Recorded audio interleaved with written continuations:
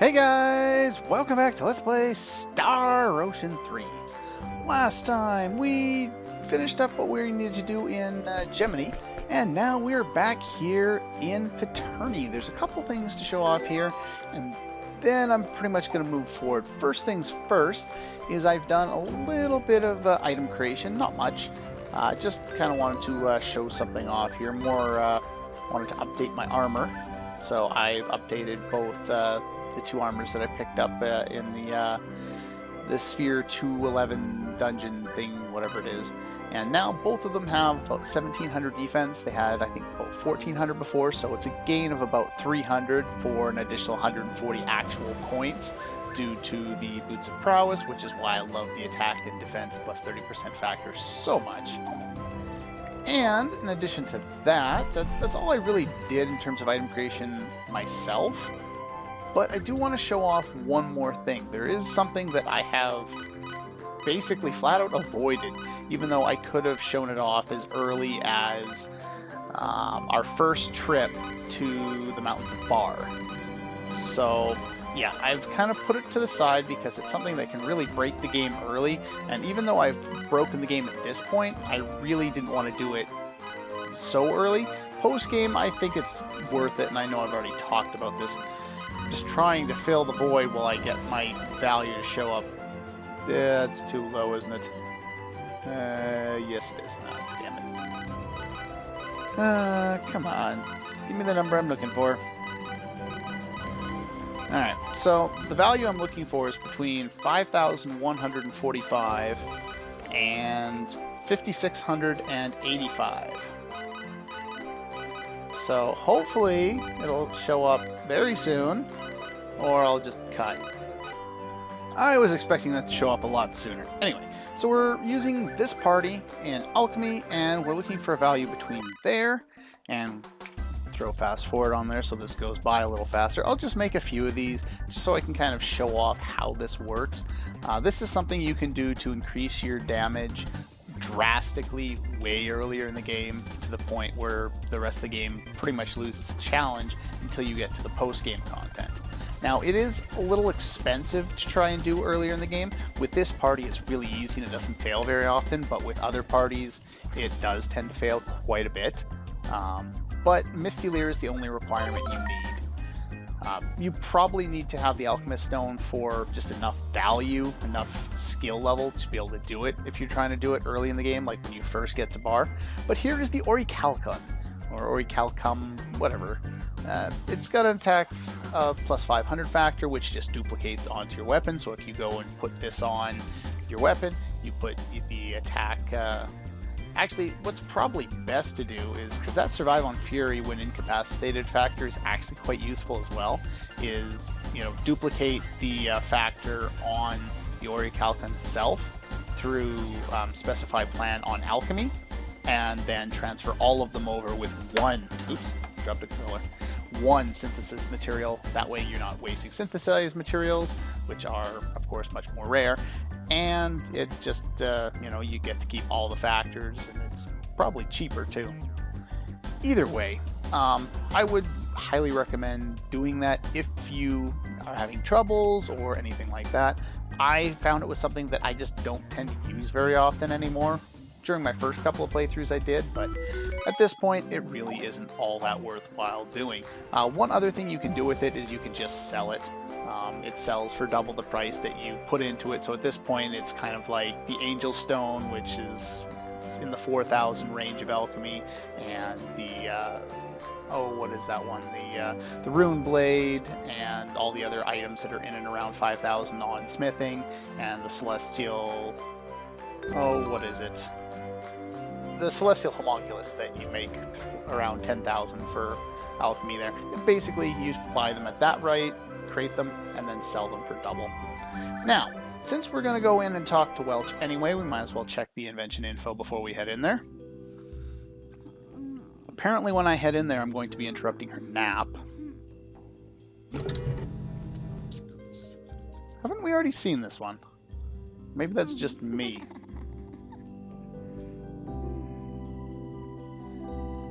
I wonder if I unloaded something that I did. Hey, stop it! I'm sure I showed this off. Ah, who knows. If not, here it is. And if I already did, then here it is again.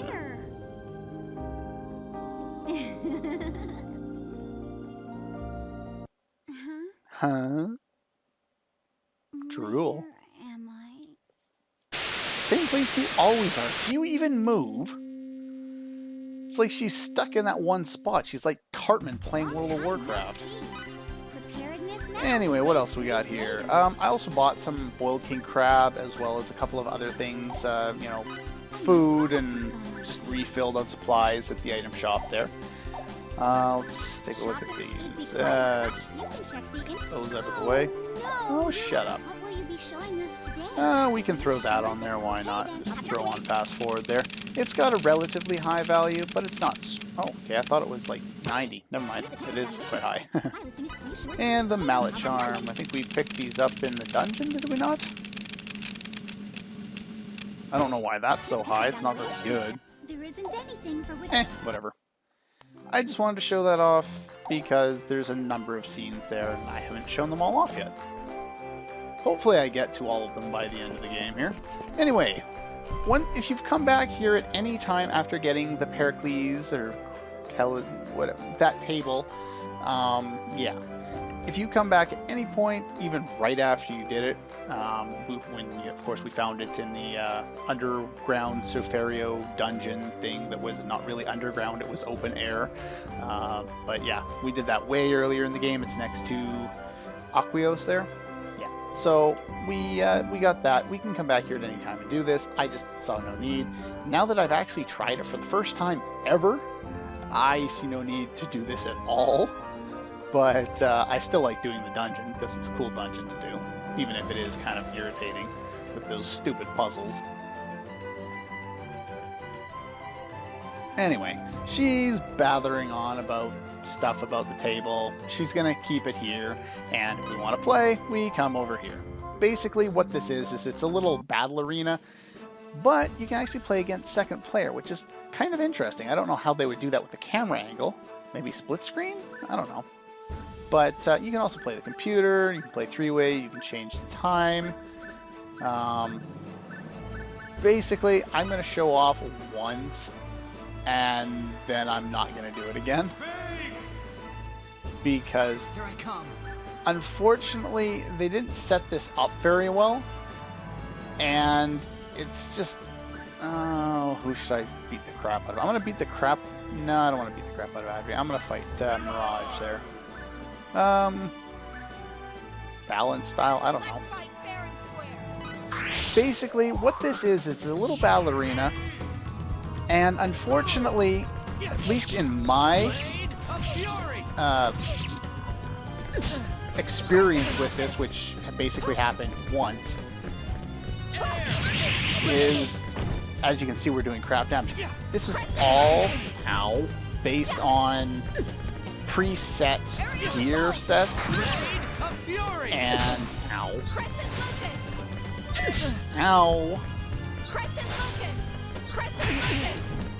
I don't like her, and I hate this battle arena because I suck at it, and because they give you generic characters with generic gear and skills that you can't actually look at or change.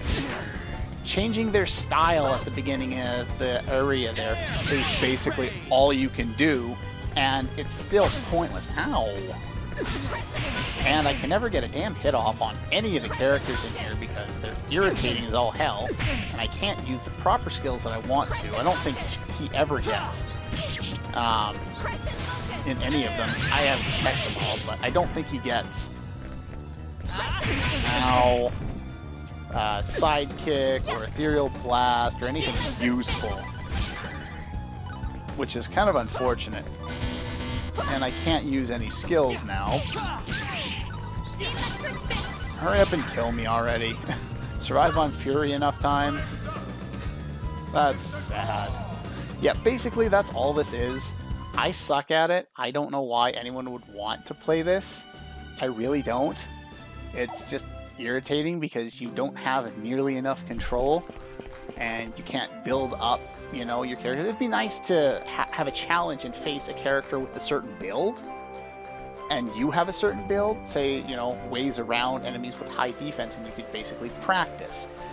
Unfortunately, you don't get that. You get generic fights with annoying crap. Now, we have enough battle trophies at this point to get our third set of outfits. And Fate here gets someone who looks very similar to Claude, or Claude, or whatever the pronunciation of his name is, who is the lead character, or one of the lead characters, in Star Ocean Second Story, which is kind of interesting, I guess. Let's see what Cliff gets here. He becomes a redhead. I don't care. And let's see what Maria gets. We had blonde, and now we have the Renoa costume.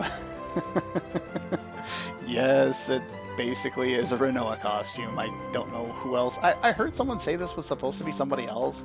I still say this is Renoa, but whatever. And what do we got here? The white uniform, and now the white hair. I actually don't mind this one.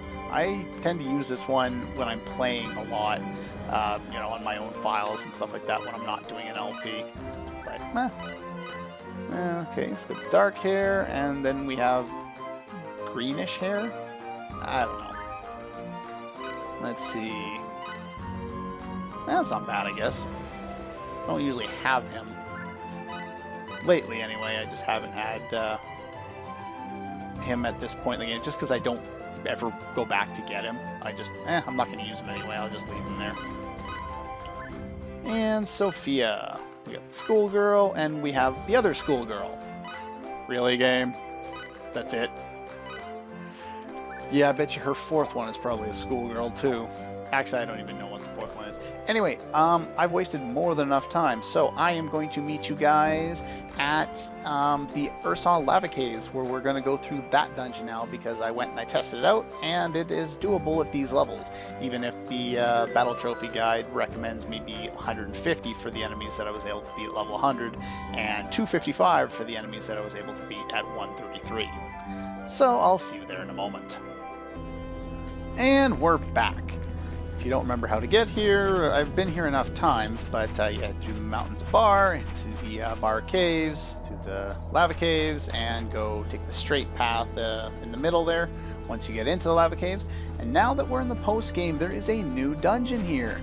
It is called the Urssa Cave Temple. It doesn't have a great name. There's an interesting mechanic to this area, and even the bosses are kind of interesting. It's a cool little dungeon. It's not nearly as difficult as the 211 Sphere Company, because it's just not as long and the bosses really aren't that difficult. Anyway, offer opposing orb upon the dais to open the way, but know this: that which is the same as the orb offered shall become indestructible. Become an indestructible barrier. Basically, let's show you how this works, because this sucks. There are enemies here.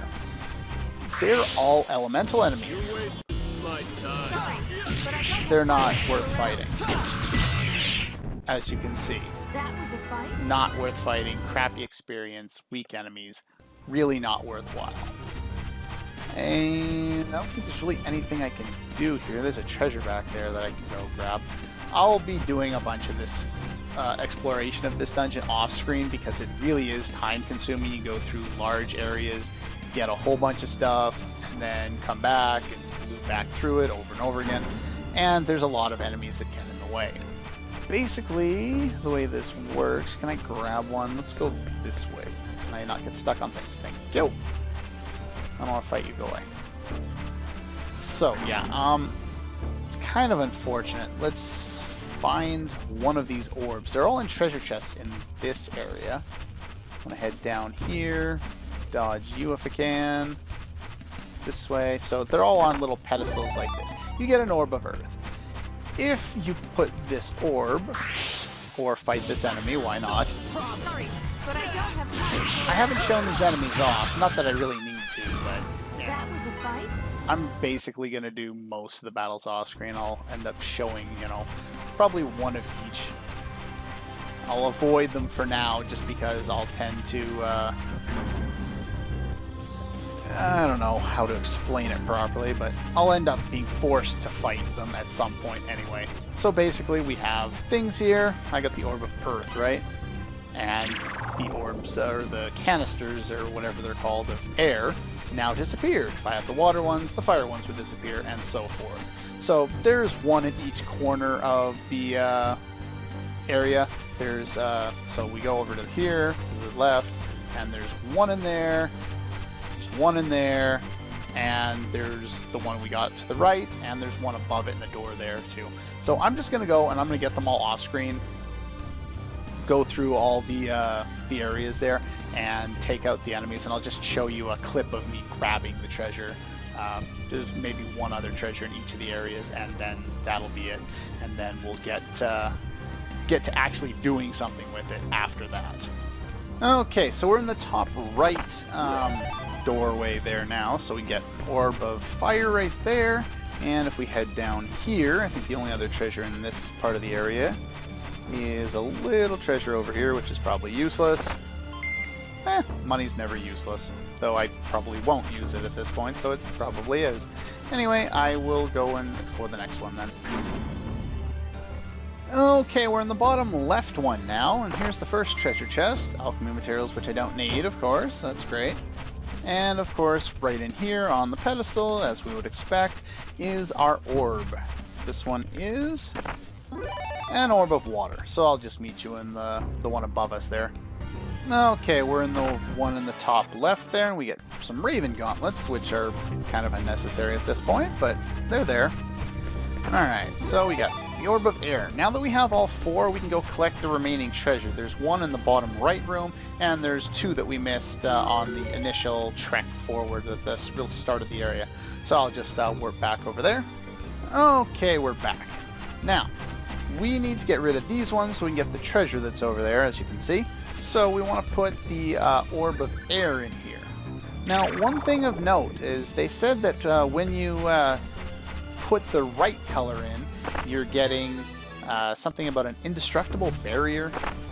Basically what that means is the enemies will become invincible if they are that color. So now any of the green enemies, like those flying birds, they will be invincible in this room. So that's one thing you do have to be aware of. Let's see if I can get past these guys. I don't want to fight you. There we go. I don't want to fight you either. Go away. Down here are the remaining two items. I believe there's two down here. Now, in order to do anything here, we need to get rid of that one. I knew he wasn't going to leave me alone unless I took him out. So, anyway, we need the water one here, so we can get this guy. And what do we have here? Water shielding, pointless. And what do we have on this side? We need fire and earth in this one. So if I hadn't have killed that enemy and I ran into him with the fire orb active, he would... Oops. I need that one in there anyway. He would have actually been invincible. Now, you just can't do any damage to them, and if you have a battle bonus gauge going at the time, you will have no choice, as far as I can tell, but to run away, which is kind of annoying. Now we get the Heaven's Blade. I believe that's for Adri. Might as well take a look at that real quick. Or maybe it's for you. Nope. It is for you. Oddly enough, it's a weapon that adds fire defense. Go figure. Oh well, gives him more intelligence. Better than the laser weapon he had on there. That's no good. Anyway. Figure might as well grab that. Now we do need to have these orbs with us because they're the only way to get through. What we're going to do is we're going to get through this one here, and we'll make it to the next stage. We'll fight a boss, and then we'll... Oops. Yeah, see, if I run into this one now, might as well show it off. This one will be invincible. You see? Can't do any damage there. I'll just check real quick. Okay, you don't have any, so let's see if I can use some symbology, such as, like, explosion. Of course, I'm going to get hit, aren't I? Explosion! How you like that? Can we do damage with this? Apparently not. Anyway, so yeah, we basically have to escape. So I wouldn't come in here with a long running battle bonus gauge. It's not a good idea. But yeah, we do have to put all of the orbs, all 4 of them, in this area here. Otherwise, we won't be able to move forward. So let's just do that real quick. Grab what's left of the map here. As you can tell, this area is not very large, which is one of the reasons why I kind of want to do it now before we spend too long in the sphere company there, because that one does take quite a long time. And putting this off like I normally do till the end, when I've already completed that and come here for another purpose, it really doesn't make a whole lot of sense. Now, I probably should have made a save state. Well, I can make a save state right there, just in case I screw up. What we have here is not a failure to communicate, but a reflecting pool. Now, depending on who you recruited, a different character will show up here. You'll get there'll be three different bosses. The first 2 will contain the 2 characters that you did not recruit, and the final one I'll leave as a mystery for now. Now, they don't seem to recognize who we are, but we obviously recognize that they look similar. They are using, I think, the second player costumes, or maybe it's the 3rd one or the 4th one. I don't really know. I'm assuming it's the 2nd one. Anyway, we can get 2 battle trophies for defeating these different combinations for each of them. 1 for defeating them, 1 for defeating them without taking any damage. Now, of course, because you can't fight all of the different combinations and you're cycling between 4 different optional characters, you can never get all of them in a single playthrough. So you're going to have, if you want to get all of them, you're going to have to do at least a second playthrough, and preferably on a higher difficulty level so you can get all of those different battle trophies, and you'll have to pick different characters. Now, they come with a sidekick. There's no time limit here, so I'm not worried about that, though I do want to stun both of them if possible.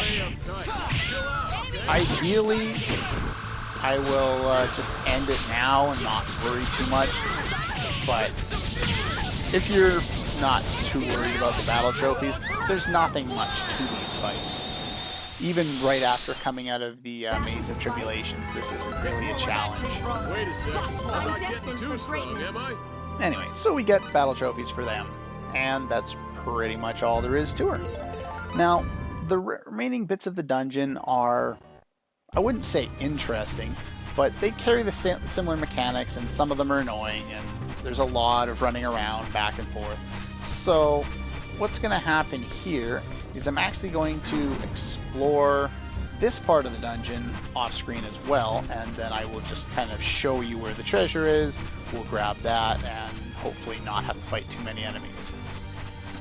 But that's pretty much going to do it for this one. Next time we'll make sure we get most of that done. I think... Okay, we'll fight them without having them be invincible this time. Why not? I don't think we've shown off these ones yet, have we? I think the only ones I haven't shown off yet are the Earth ones. Let's find worthy opponents next. But yeah, so next time we'll get all that stuff done, finish up all there is around here, and yeah, I'll see you guys next time.